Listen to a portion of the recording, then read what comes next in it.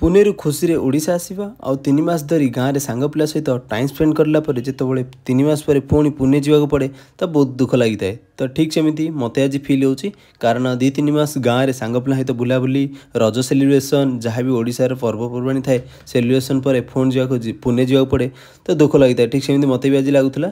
तो छाड़ जॉब तो जावाक पड़ो जा बाटर प्रथम भुवनेश्वर मुझे पहाड़ पोड़ टे खाइलु आउ टे मीठा भी खाइलु जेहेतु तुम ओडिशार जाऊँ बाहर जॉब करुच समस्त टीममेट कही था कि आसला बेले ओडिशार पोड़ आणिक आसबू। तो बैड लक कारण मु ट्रेन में जाऊँगी नहीं गले खराब हो तो से लगे मुझे नी बास किसी पैक करी कारण बाटर गोटे रिलेटिव अच्छा हटी दबार थिला तो से किसी पैक कलु आउ जहाँ खाइबार थिला खाई सारापर चलू आम स्टेशन जा बाटे बर्तमान रोड पर देखिए गोटे फ्लाइट बहुत पाखे जाऊला बहुत देखा बहुत भल लगुला। तो कारण यहाँ मुझे फास्ट टाइम देखली भुवनेश्वर भल लगी। आशा करुँच भिडियोटी आपको बहुत भल लगी। धन्यवाद।